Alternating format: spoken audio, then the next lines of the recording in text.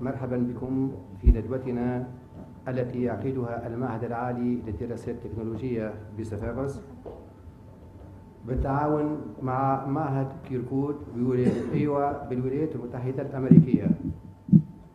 ندوتنا هذه والتي موضوعها شراكة الجامعة مع المؤسسات الاقتصادية تأتي في إطار مشروع الشراكة بين المعهد العالي للدراسات التكنولوجية بصفاقس ومعهد كيركوت. وبالمناسبة أقدم جزيل شكري إلى سفارة الولايات المتحدة الأمريكية بتونس التي أمدتنا بهذا المشروع والتي تشرف عليه عن قرب. وتشمل هذه الشراكة على التعرف وفهم النموذج الأمريكي للمعاهد المحلية، دورها ووظائفها في توفير اليد العاملة المختصة وتحسين نوعيتها، وذلك من خلال خلق برامج تستجيب إلى حاجيات الجهة. وقد وفر هذا البرنامج لفريق مكون من 7 أساتذة من معهد العالي للدراسات التكنولوجية بصفاقس ومدير المشروع السيدة وفاء ثبت المزغني لزيارة مؤسسات تعليمية والعديد من المؤسسات الصناعية التي لها علاقة شراكة جيدة مع هذه المؤسسات التعليمية، وذلك للتعرف عن قرب عن هذه التجربة وكيفية ربط علاقات شراكة بين الجامعة والمؤسسات الصناعية والخدمات.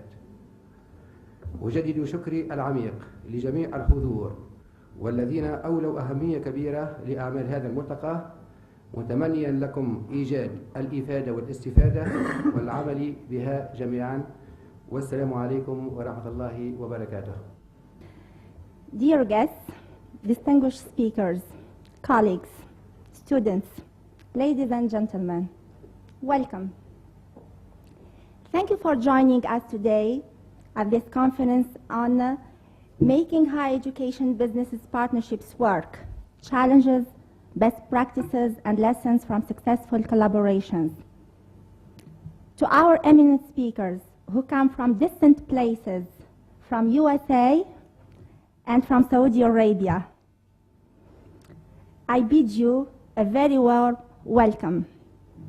To our partners, whether business owners, experts, technicians, organizations, associations, thought leaders, Sokominin, Sopal, all to mention but few, welcome.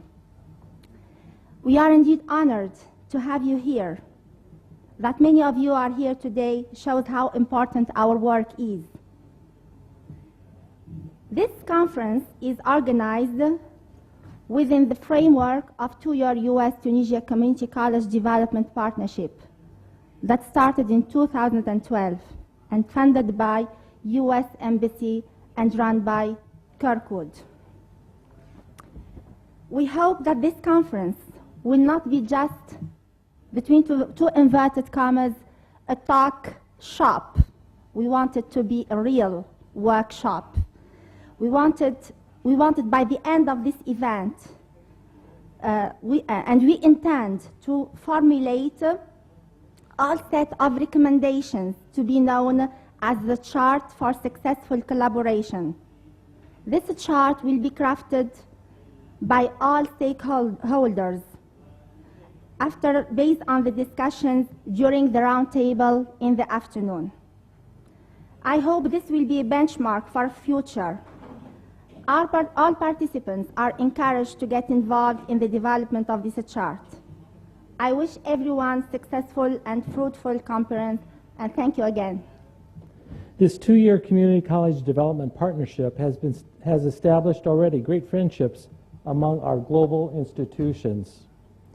At this time, I'd like to acknowledge our project partner institutions and their participants.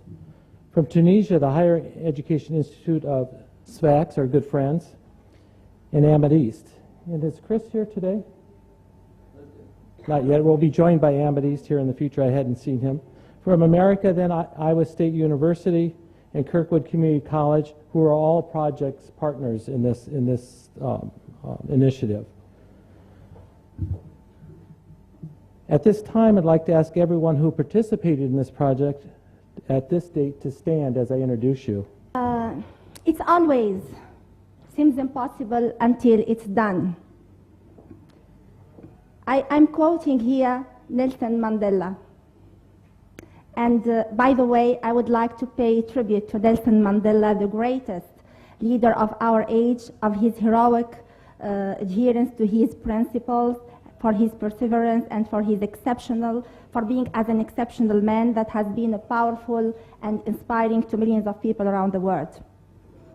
I quoted Nelson Mandela because when we and my team started this project, the road seemed very long and full of obstacles. However, we believed and still believe that as we get the end of one rope, we just tie a knot and hang on. And we might be slow walkers, but never walk back. This is what we believe. So Kirkwood Community College and Iowa State University suggested proposed a partnership with Sfax Tunisia ESET around the topic of comprehensive community college. The title was U.S.-Tunisia Community College Development Partnership. This model is unique model to the United States.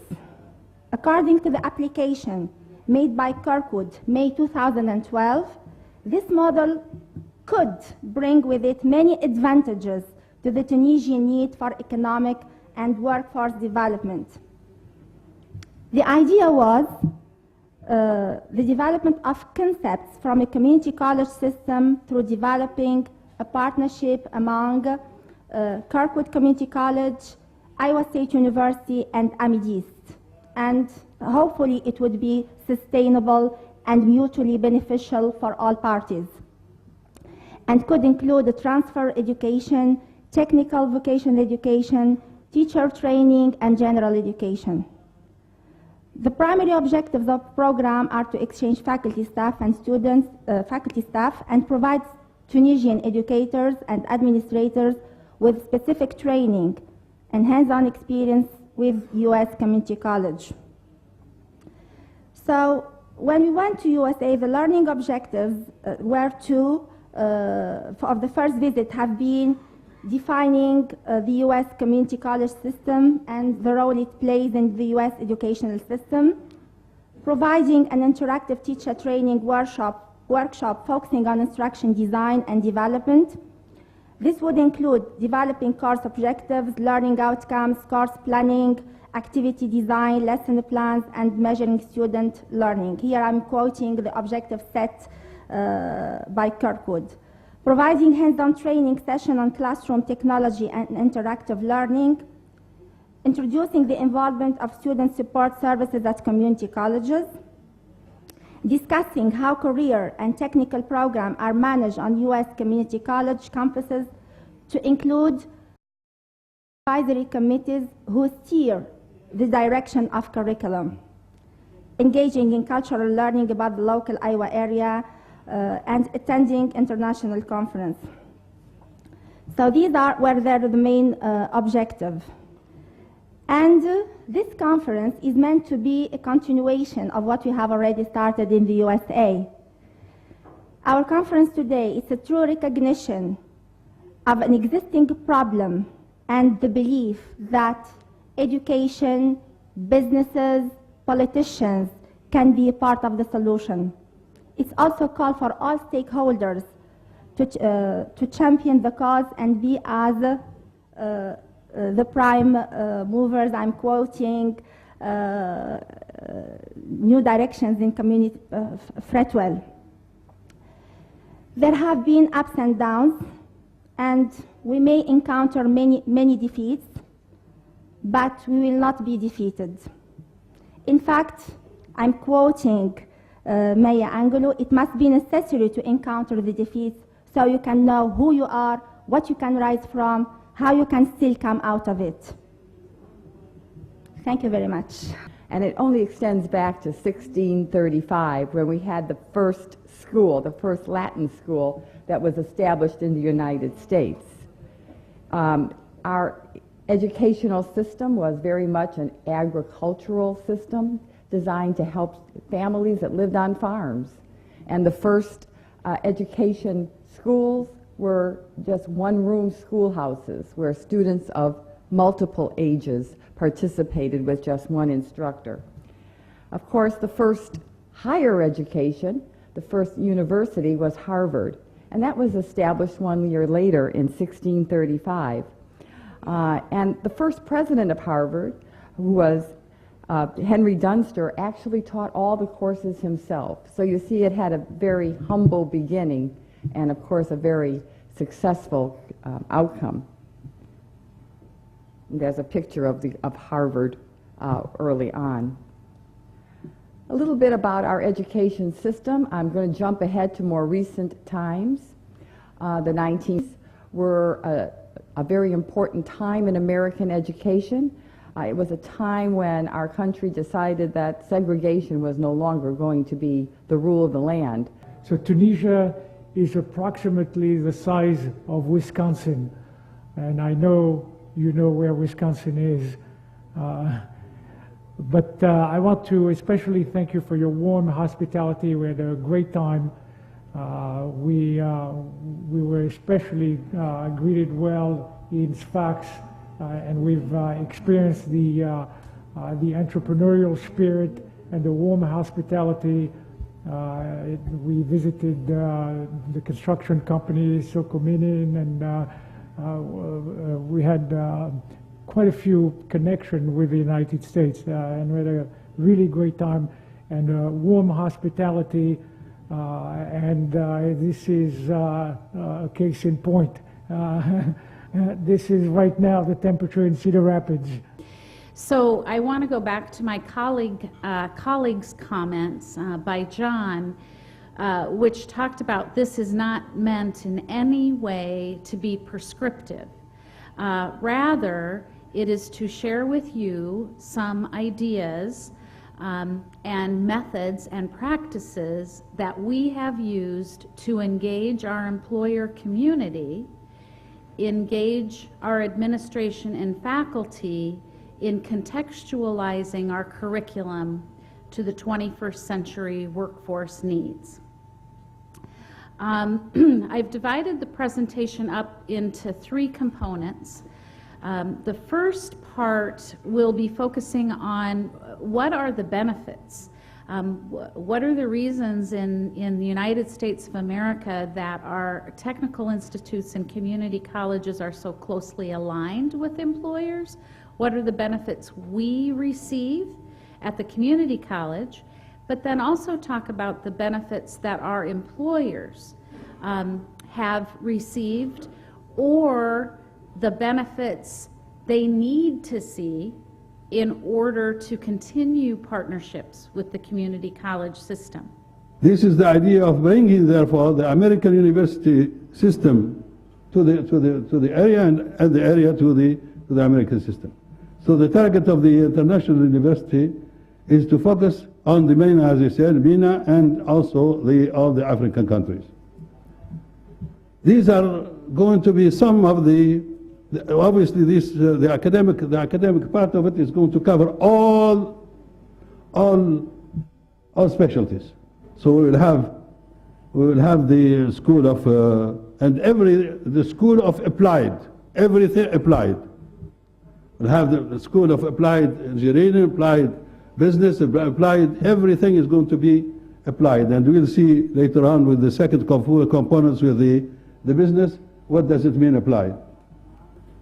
And then, as I said, those who have the seed of leadership and entrepreneurship, then they will go to the Academy of Leadership and Entrepreneurship. The Academy of Leadership and Entrepreneurship, there will be people, graduates of all different areas, engineer, medical, agriculture, pharmacy, and so on. And they go through a test in order to be able to determine their qualifications in leadership and entrepreneurship. They spend 2 years. 1 year is to get to know each other and to know what does it mean, leadership and entrepreneurship. And the second year, everyone has to have an idea. If he doesn't have an idea, he cannot graduate. The idea, that means an invention, and after the first part of the study will become innovation. Innovation is just theoretical innovation, that means it has a value added to the society. J'ai commencé à travailler dans le secteur de l'informatique médicale et je passe ma vie là-dedans.